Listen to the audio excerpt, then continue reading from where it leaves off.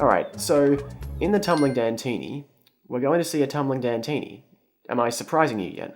A little bit. I mean, is that like Houdini? Dantini Houdini? Is he the amazing Dantini, or is he the tumbling Houdini, or... No, no, he's that guy there. Oh, and he's dead. Yeah, fuck that guy. Just like the real Houdini. Yeah, so Also long to killed the by a Tumbling crocodile. Dantini. We'll never see you again. I think Houdini was killed by a crocodile. If not, he probably should have been. He probably wasn't killed by a crocodile wearing a backpack that did a tailspin. I'm just guessing, I don't know anything about Houdini. There's a door down there, but if we go in that, then all we get is like just an empty room. We can't do anything. We actually have to come into this upstairs portion, step on this bridge that collapses, and then we fall on this block that's in between the two rooms. Second gobbo. Ah, clever bastards.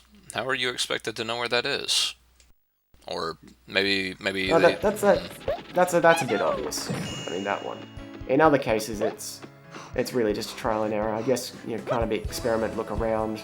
Yeah, I don't know. Yeah, And, if you see an empty room, you might kind of sit there and think, an empty room? This can't be right. I'm playing an adventure game. also, this is a age of video games where they can't afford to just put an empty room in. Well, yeah, it does take up all that space, but I don't know. It feels like the room is trying to tell you something. It reminds me of a book. Yeah, I read the Sort of True series a good while ago, and at one point the series kind of disappears up its own ass with trying to make the protagonist seem like some sort of mystical know-it-all. So they have it so that one of the past big old wizards leaves him a completely blank book, just like a book with no writing in it, and he magically understands what it's trying to tell him. What a prick. Yeah. Anyway, so yeah, it's kind of like that. The empty room is there to tell you something. It's not there to mock you. It's not there to say, I have a secret, I'll bet you can't... Actually, no, it's exactly what it's there to say. It's there to say, I have a secret. And just like that guy, I figured out exactly what the secret was the second I saw it. But also because it was really obvious. The exact second. I can appreciate that. So for some reason, I don't know why, but this level actually feels just kind of small in comparison to some of the others. Let's see, there was... Like it's got 1, 2, 3, 4. It's still got five screens in total. But it could be it feels more cramped just because most of those times have been spent indoors. They have that one door leading to inside. That place you just came out of was inside. And then you have the bridge that is also inside. So it could be instead of being smaller, it's just more cramped. Maybe, although I don't think I get that from other levels. I don't know why. This is, despite the music, this isn't a mini game. This is just a bonus stage. But the key here is that when you ground pound on something that a box. If you hold X, then you slam straight through to the ground, but if you don't, then you hover in the air a bit, and you have a bit of momentum. So you just have to break the boxes and then just kind of float over. Do you think Croc's anti-gravity thrusters are located in his butt or in his backpack? His butt, definitely. And do you think that's a bug or a feature? No such thing as a bug. All features. Nah. Yeah, I don't know. That's a little bit weird. I don't see that most people would see that and be like, "Oh, I can obviously do this." But it looked like what's his name? The Gabbo was in the first box. So even if you goofed that up a bit, you wouldn't have missed out on it. Yeah, in this instance, by the late game, it'll pull that trick again, and you're gonna have to know that you can do that. Okay. Man, the opening bits of that music, I said it last video, the music's fucking jam. Oh yeah, I can appreciate the music. It's definitely, it's there. I mean, I'm jamming. I'm jamming out right now. You can't see it, but I'm definitely jamming right now. I'm glad you're jamming so quietly too. I'm a pretty polite jammer.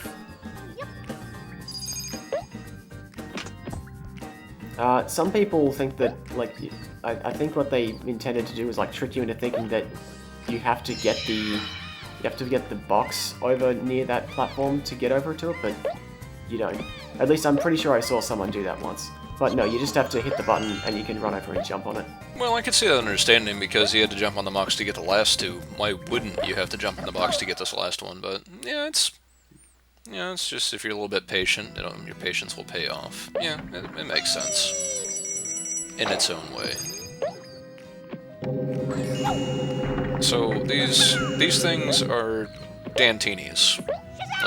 They are Dantinis. Where exactly do you get a name like Dantini? That sounds kind of like it sounds like a bad mixed drink. Well, you make a guy called Baron Dante because you want him to sound cool because of the Divine Comedy, and then you just make things that sound like a mini version. Mini, Eeny, Dant, Mini, Dantini. Bam, done. Okay, so let's ship this game. So it's like so maybe I'm saying it wrong. Maybe it's the Japanese pronunciation of Dan. Maybe it's a Dantini. Oh yeah, I think it's supposed to be Dantini. I'm still caught up on this. I still think it's some kind of bad mixed drink. It sounds like something. It sounds like something what a dude would say he created to try and pick up chicks. Hi, chick. Hey, Wanna try out my Dantini? You know, I think the dude probably did create that to pick up chicks.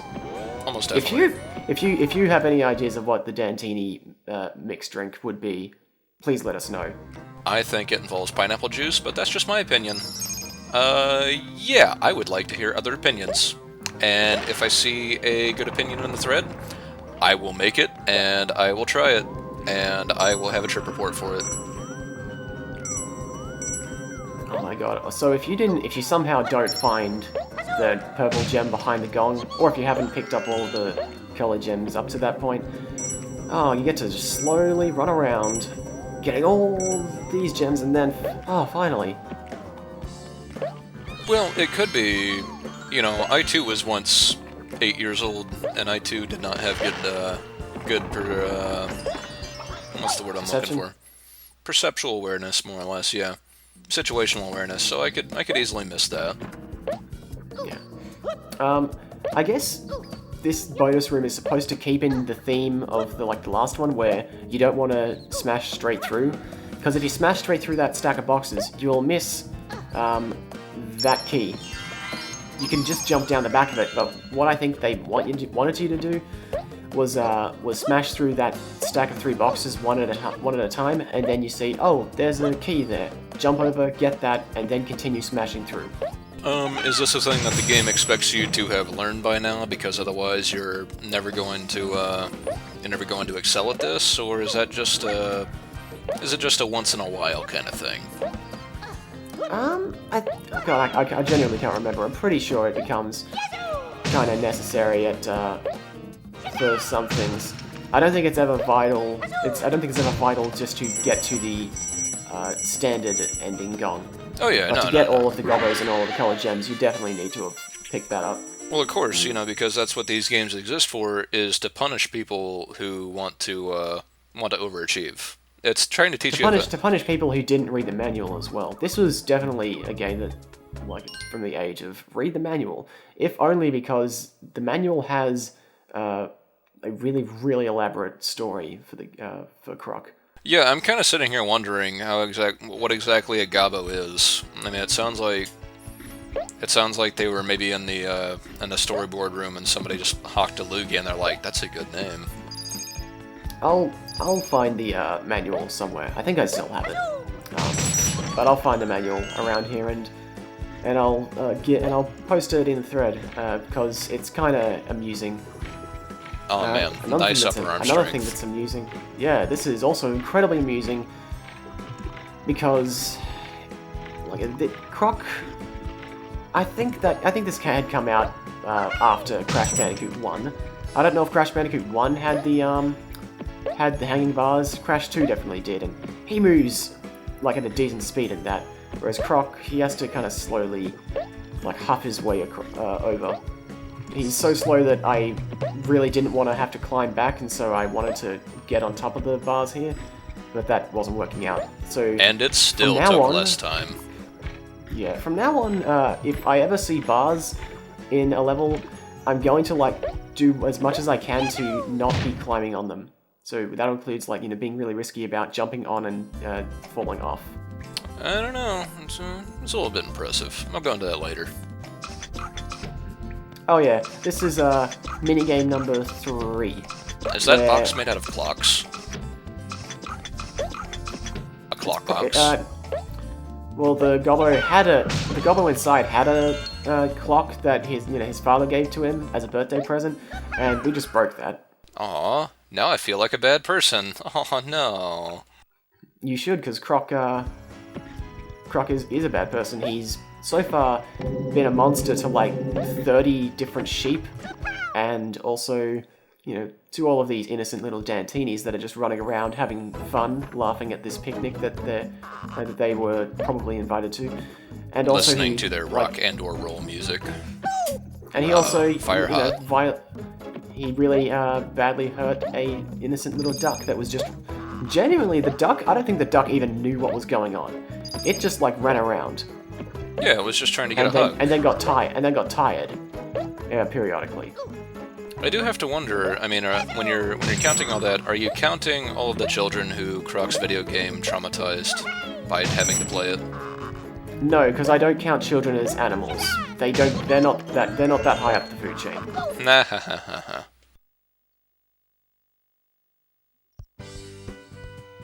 This is kind of jarring music, usually in any level.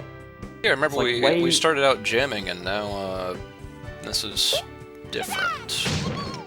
It's just kind of super happy, which is like, I don't know, it just feels a bit off compared to the more jazzy vibe of a lot of the music.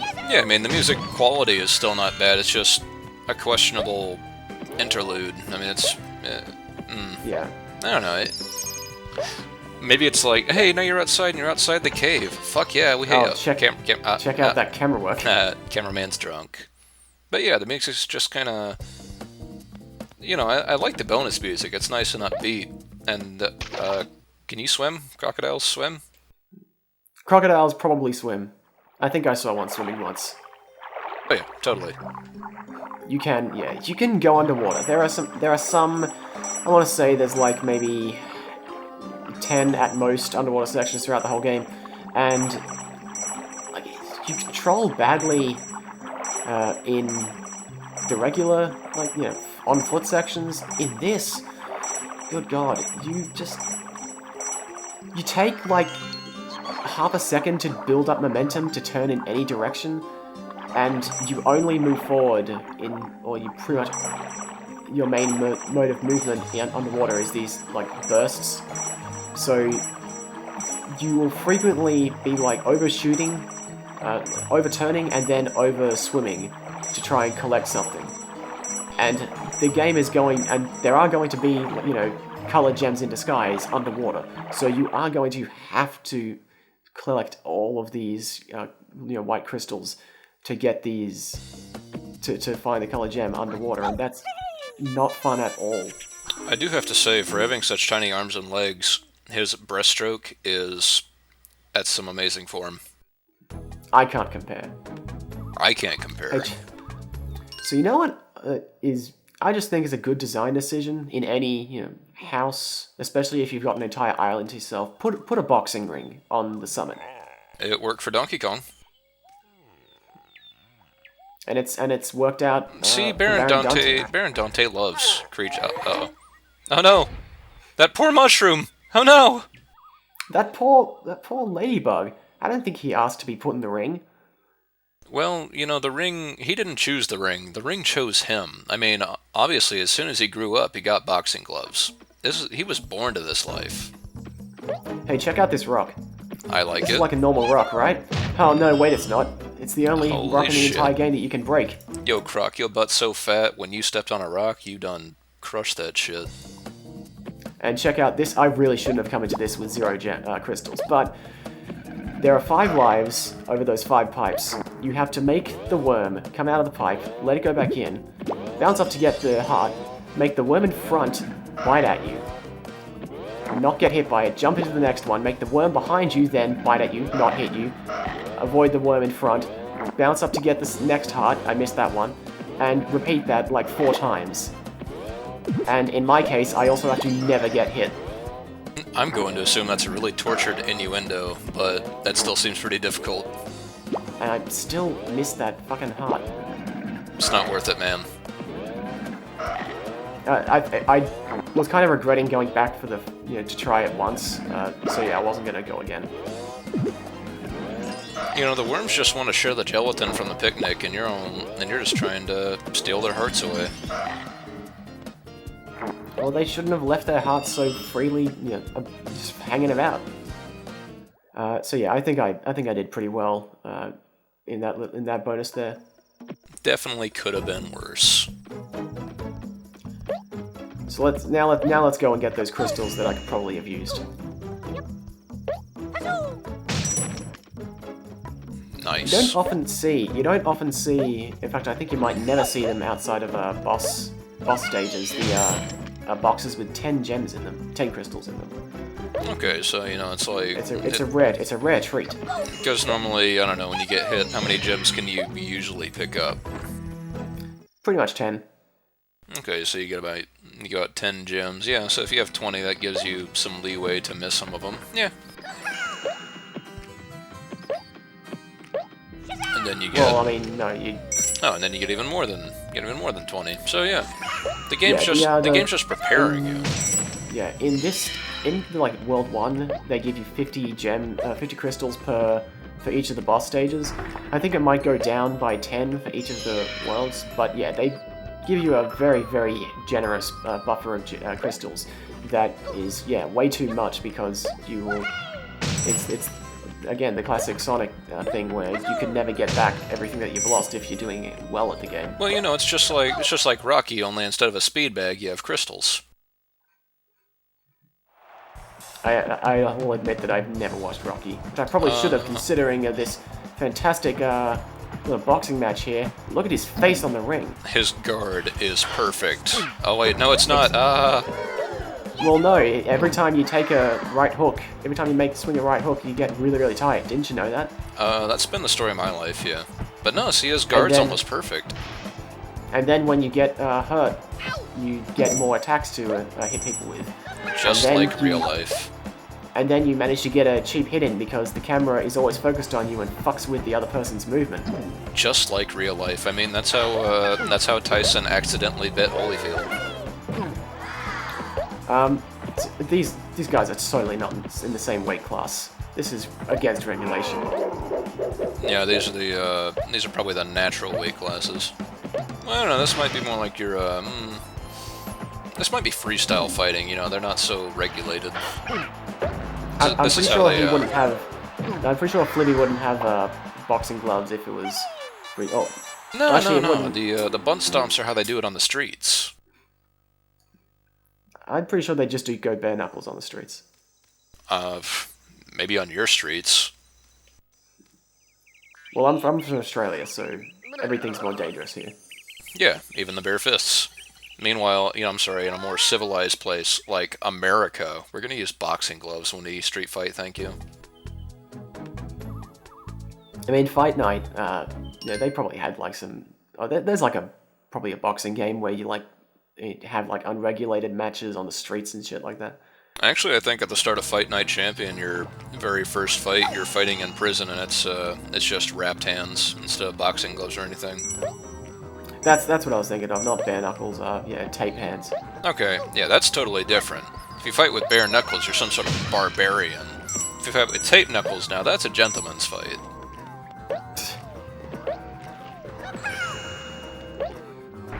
This secret stage is pretty tame. It's no harder than the last one, and it's even less so because there's no backtracking this time.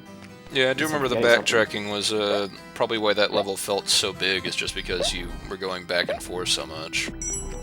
Yeah. Also, that was a little stretchy platform, like it extends and then contracts. But I have no time for that, so I'm just gonna, I just jump on it right when I see it. Nobody has time to slow down. Don't you realize I'm a crocodile? Jeez, if I stop moving, I stop breathing. Ah, I could have sworn it was something else, but you're probably right. You're really intelligent. Yes, we'll stick with that.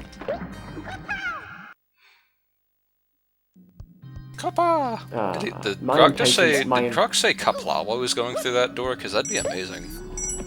No, it was just kapow. That is not as amazing as I was hoping, and I'm a little bit disappointed now. I thought we might have had a little Klingon.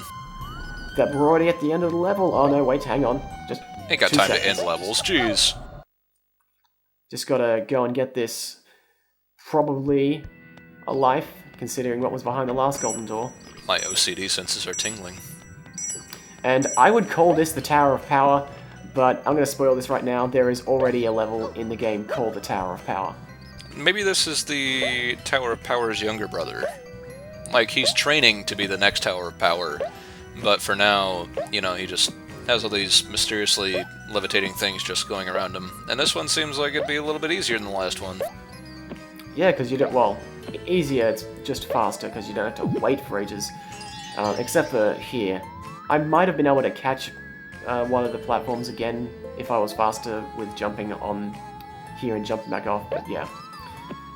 Another thing that you'll see more of, and it'll break some of the challenge a little bit later in the game, is that you notice that with those moving platforms, Croc kind of just magnetizes to them as soon as he's hovering over them. And that's gonna... I'll go into that a bit more in later videos. For now, it's just kind of amusing. Now I can finally finish my jigsaw puzzle.